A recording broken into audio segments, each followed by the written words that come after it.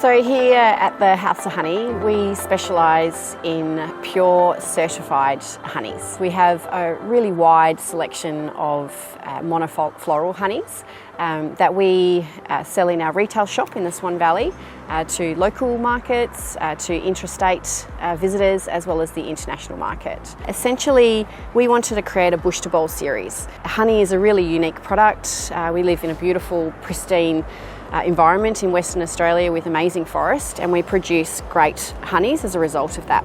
So we wanted to be able to have a QR code that essentially was our salesperson within market, that being our beekeepers and owners, Rupert and Kim Phillips, where people could see the bees, see the WA forests, how it's actually produced, and how we actually take honey from the apiaries in the forest and actually produce it into this single jar. So the back of house technology is absolutely incredible. We had a business bring it to us, and it wasn't something we could afford, but this grant really enabled us to look at taking on what we think is quite innovative technology to start to capture data and show consumers when they scan it, they can learn about our brand, our value, our product, our ethos. We have videos of our beekeepers, and they can meet our beekeepers, and we have a value chain in there where they can actually see each step of the honey and how we produce through videos, through certificates or imagery and content, so they can really understand how we produce our honey to make a really high quality honey.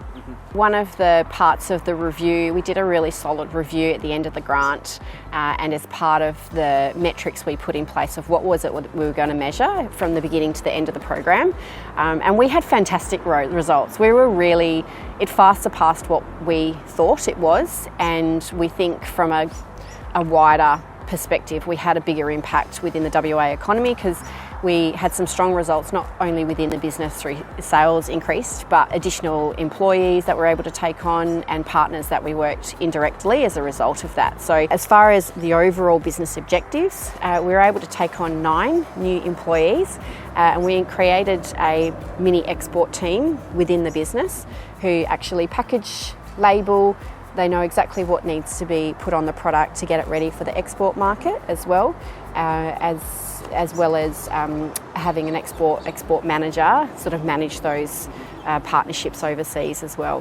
One thing we have learnt is export is a long-term strategy. I think you go into it thinking that's fantastic. I know we're a tourism business. We know we have a really strong demand for our products. You get very flattered and very excited about that, and you sort of go headlong into it, and you think, yeah, this is going to be great, we're going to be up and running in no time. And it's a really complex process, and there's a lot to learn as part of exporting your product overseas. Visit the market, check your competitors.